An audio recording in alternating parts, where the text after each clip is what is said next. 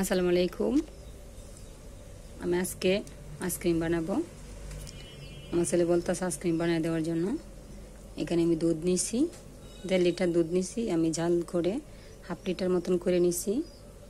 আর যে যেরকম মিষ্টি খান সেরকম দিয়ে নেবেন। দুধের সাথে আমি চিনি ভালো করে জাল দিয়ে 1/2 লিটার করে নিছি। আর এখানে আম নিছি, আমি এরকম ছোটো ছোটো করে আমি কেটে নিছি। এটা দিয়ে আমি আইসক্রিম বানিয়ে নিব। দুটো দেখেন আমার কত বড় হয়েছে। দুটাকে আমি ঠান্ডা করে নিছি, আর দুধ আর আম একসাথে আমি এখন ব্লেন্ডার করে নিব। দুটাকে আমি ঠান্ডা করে নিচ্ছি, দুধটা দিয়ে দিতেছি। এখন আমগুলো দিয়ে দিব, দিয়ে আমি ভালো করে ব্লেন্ডার করে নিব। আমার ছেলে বলতেছে আম দিয়ে আমি আইসক্রিম বানিয়ে দিতাম, তাই আম দিয়ে আইসক্রিম বানিয়ে নিতেছি আজকে। আমি ব্লেন্ডার করে নিলাম, ভালো করে কিন্তু ব্লেন্ডার করে নিচ্ছি। এরকম আমি একটা চালনি নিয়েছি, চালে দিয়ে আমি চেলে নিব, কারণ আমের আঁশ থাকে এই জন্য।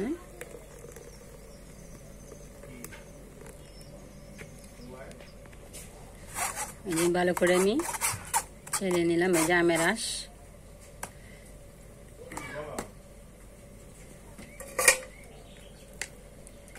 এটাকে আমি এখন ফ্রিজে রাখবো 2 ঘন্টার জন্য।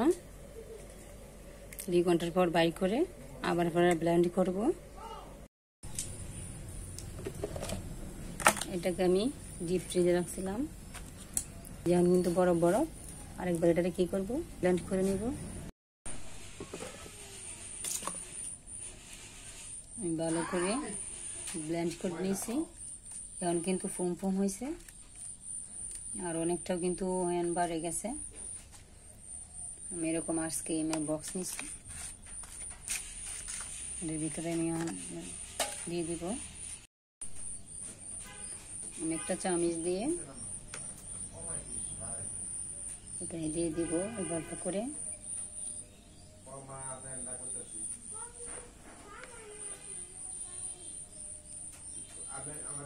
আমার বাচ্চার আইসক্রিম খুবই পছন্দ, এই জন্য আমি ঘরে বানিয়ে দিই। আমি সবগুলো এরকম করে দিয়ে দিব। আমি দিয়ে দিছি, এখন বক্সের মুখগুলো আমি লাগিয়ে নিব। আর এনে আমি ছোট একটা বক্সে আমি ঢেলে নিব। এই যে আমি ভরে নিছি। এখন এটাকে আমি ডিপ ফ্রিজে রাখবো, 2 থেকে 3 ঘন্টা পর্যন্ত রাখবো।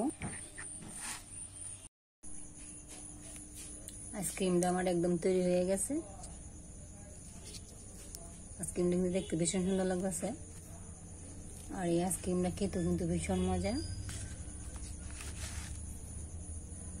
আমার ছেলে কিন্তু একটা আগেই খাইছে, অনেক মজা হয়েছে বলে। একটা উড়ে দেখাই,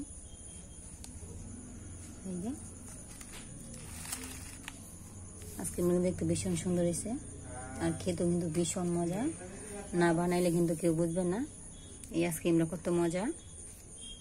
আমার ভিডিওটা সবার কাছে কেমন লাগছে কমেন্টস করে কিন্তু জানাবেন। সবাইকে আল্লাহ হাফেজ।